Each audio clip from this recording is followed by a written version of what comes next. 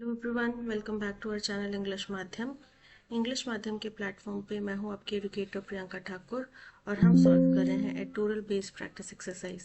Start करते हैं आज का session with thought of the day, that is it's never too late to be what you might have been. यानी कि कभी भी इतना देर नहीं होता कि भाई आपका मैं ये कर सकता था, मैं ऐसा बन सकता था, मैं इस मुकाम पर पहुंच सकता था।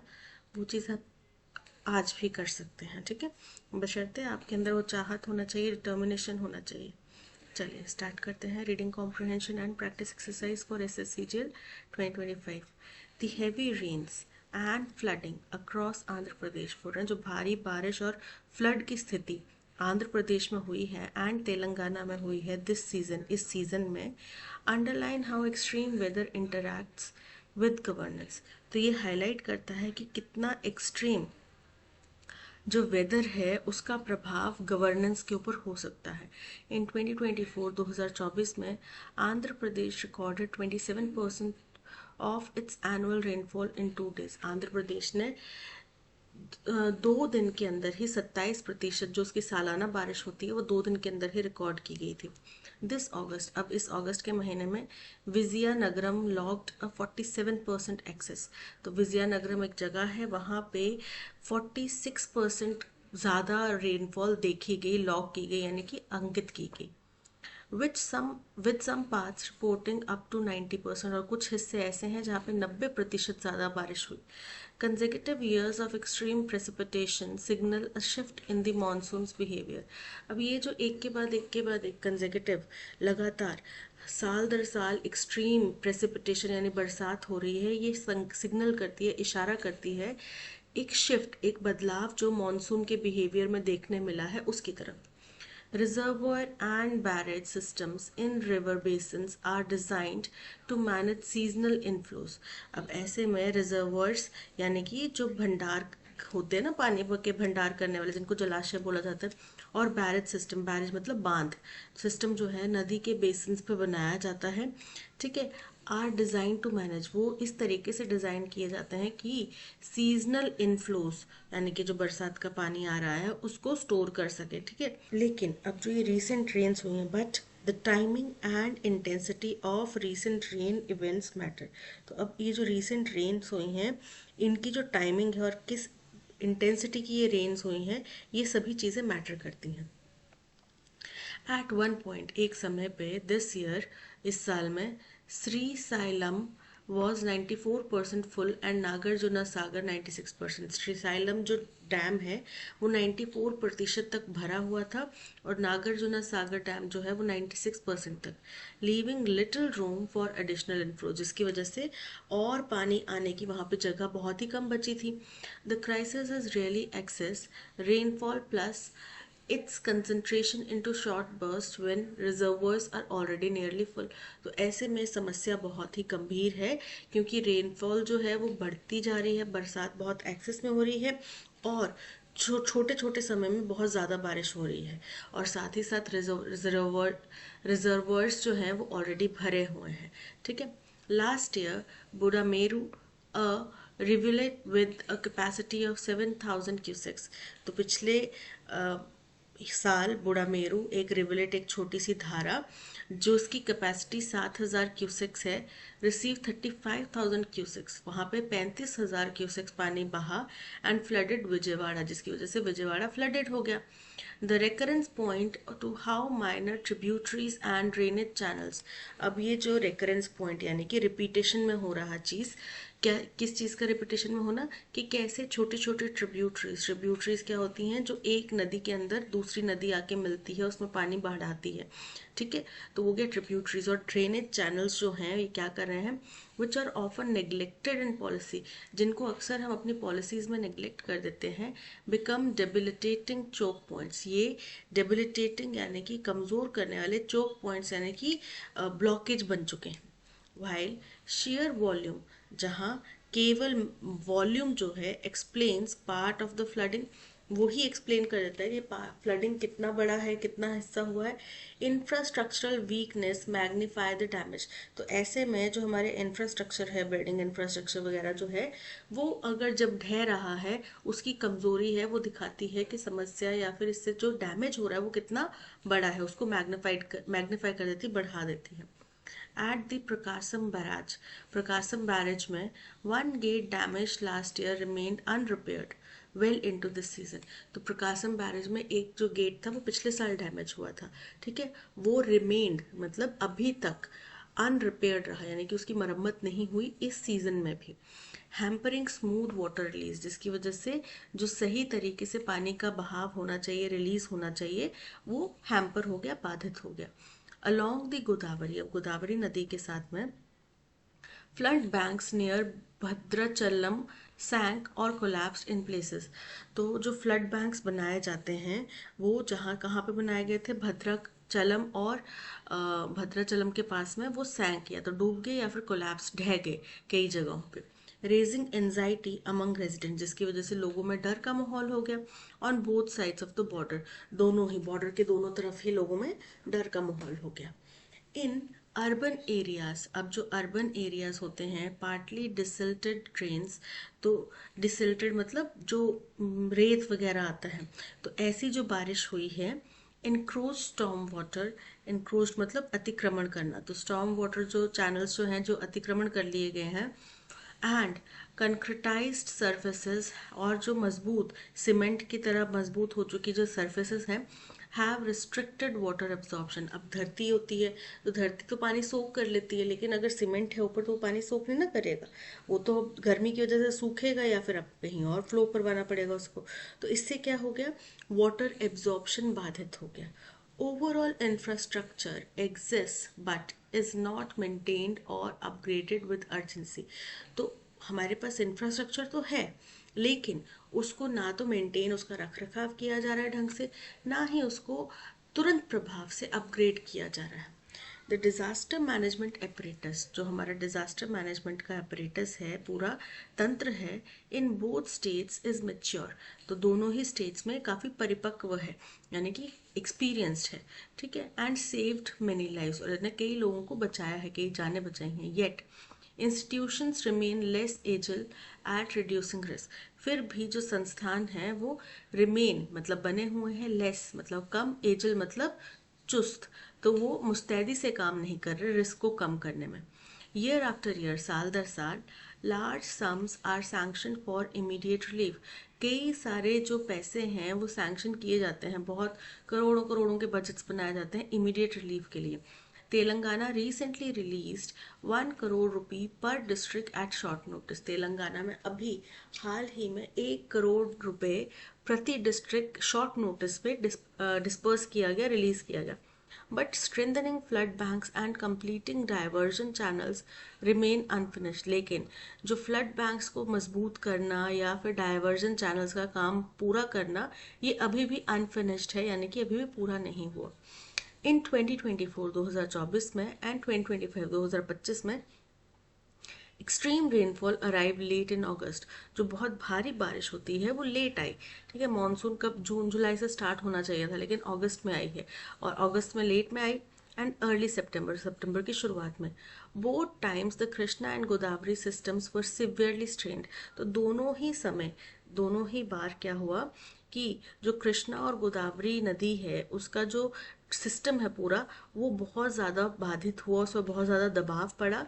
एंड विजयवाड़ा वॉज इनंडेटेड, और विजयवाड़ा जो है वो डूब गया, ठीक है, जलमग्न हो गया। बोथ टाइम्स प्रोटेस्ट फॉलो, दोनों ही बरी क्या हुआ, लोगों ने विरोध अपना जाहिर करा, ठीक है।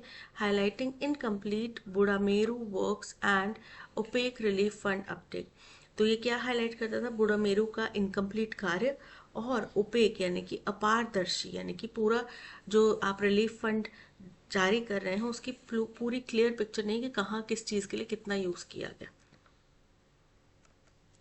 Extreme rainfall cannot be prevented but its consequences can be moderated by anticipating it.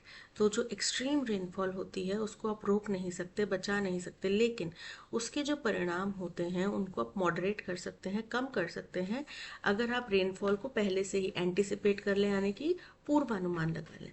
Reservoir management for example, अब ऐसे में मान लो उदाहरण लेते हैं कि रिजर्वोयर को अगर आपने अच्छे से रख रखाव किया होगा, needs to incorporate real time hydrological modelling, इसमें रियल टाइम हाइड्रोलॉजिकल मॉडलिंग भी शामिल करना ज़रूरी है, ठीक है। So that water levels are drawn down before a deluge, ताकि जो वाटर लेवल है उसको ड्रॉन डाउन करना मतलब घटा दिया जाए बिफोर द डिल्यूज, डिल्यूज मतलब बाढ़ से पहले। क्रिएटिंग फ्लड कुशन, जिससे कि फ्लड कुशन यानी कि एक रोक बनाने वाला, रोकथाम बनाने वाला एक तरीका बन जाएगा। Urban planning must prioritise drainage networks, अब जब हम शहरों का विकास करते हैं तो उसमें ड्रेनेज नेटवर्क्स को प्रायोरिटाइज यानी कि प्राथमिकता देनी चाहिए। एंड रिजर्व परमिएबल लैंड, और ऐसी परमिएबल यानी कि प्रवेश योग्य जगह भी हमें रिजर्व करके रखना चाहिए, किसके लिए?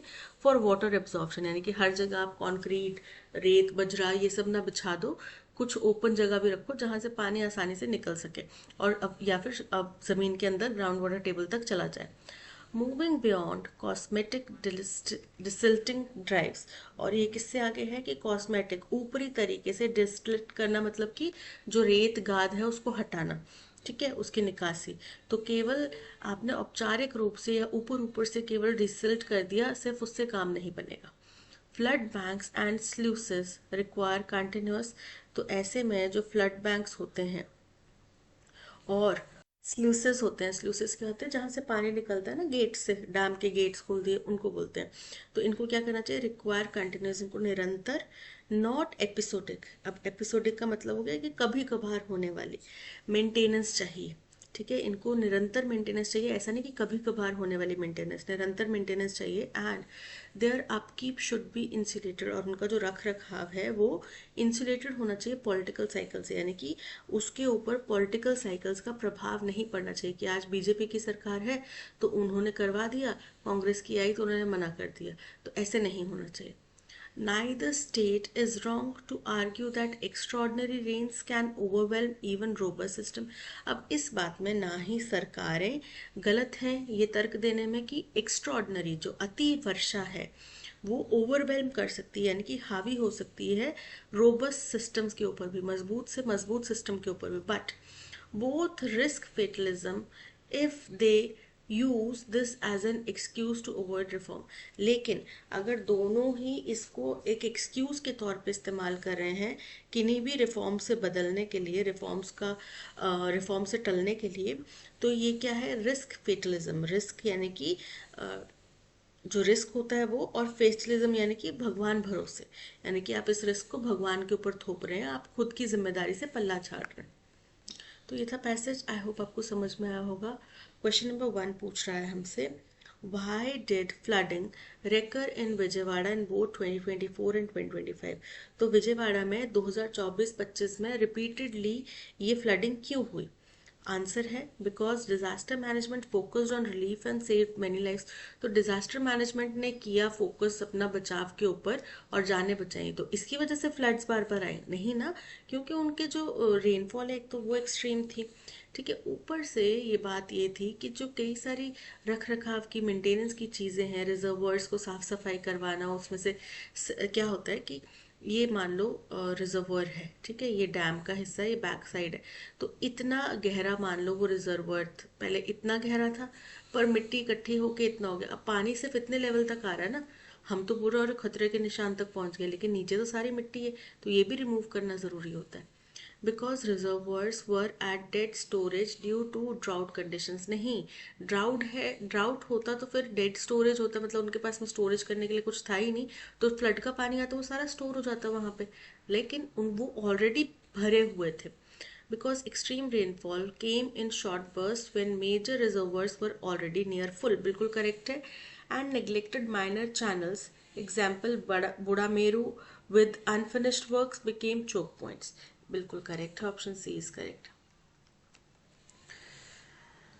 What reservoir management change does the passage recommend to moderate the consequences of extreme rainfall? बोल रहे हैं क्या यहाँ पे रिजर्वर मैनेजमेंट में चेंज की बात कही जिससे कि आप जो एक्सट्रीम रेनफॉल है उसके परिणामों से बच सकते हैं।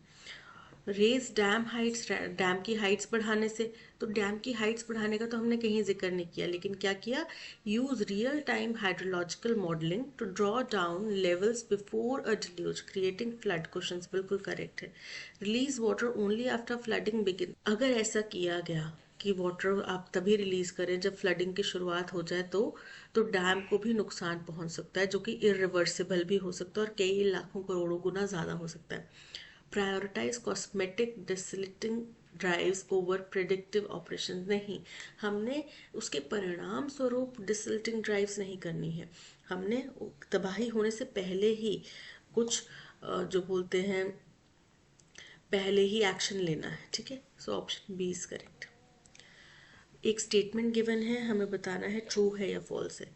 The passage indicates that immediate relief funds are often sanctioned quickly, yet long-term flood mitigation works, like strengthening flood banks and completing diversion channels, frequently remain unfinished. Correct है कि बोला कि इमीडिएट फंड तो रिलीफ कर देते हैं, लेकिन जो लंबे समय तक चलने वाले जो प्रोजेक्ट्स होते हैं जैसे कि जो फ्लड बैंक्स हैं या फिर डाइवर्जन चैनल्स हैं, इनके ऊपर काम नहीं होता है ना। So true, option A is correct. Reservoir management needs to incorporate real-time hydrological modeling so that the water levels are dashed before, तो क्या किया जाए, उनको drawn down, कम किया जाए, ठीक है। impound नहीं करना है, impound का मतलब होता है रोकना, ठीक है, स्टोर करना, हेल्ड बैक रोकना, स्टोर करना, तो इनकरेक्ट है। ड्रॉन डाउन कम करना, एम्पलीफाइड बढ़ाना, अटेनुएटेड, अटेनुएटेड का मतलब भी होता है किसी चीज़ की इंटेंसिटी को कम करना, तो यहाँ पे option be drawn down is correct. अब यहाँ पे स्टेटमेंट्स गिवन है, हमें बताना है कौन सी करेक्ट है पैसेज के अनुसार।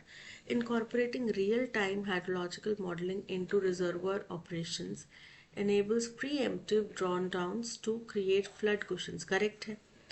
Neglect of minor tributaries and urban stormwater channels can turn otherwise manageable rains into major flooding, ये भी करेक्ट है क्योंकि ये चोक पॉइंट्स बन जाते हैं, ये अवरोध बन जाते हैं। The absolute volume of recent rainfall is the sole driver of floods, नहीं, केवल यही एक कारण नहीं है, कारण जो नेग्लेक्ट रही वो भी मुख्य कारण रहा, ठीक है।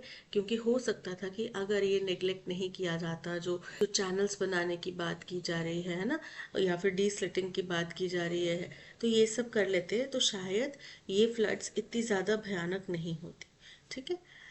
दैट्स ऑल, आज के सेशन में इतना ही। इसी तरीके का full 25 question practice exercise solve करने के लिए आप हमारा पेड कोर्स ले सकते हैं फ्रॉम द वेबसाइट और app.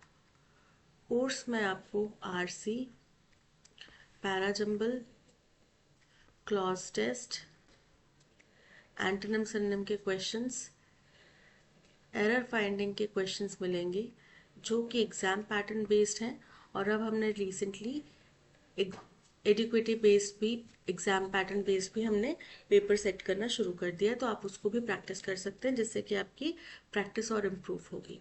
Thank you so much for watching. अगर आपको कंटेंट पसंद आया हो तो लाइक, शेयर और सब्सक्राइब जरूर कीजिएगा। मिलते हैं नेक्स्ट सेशन में। Till then keep learning and keep practising. Bye bye.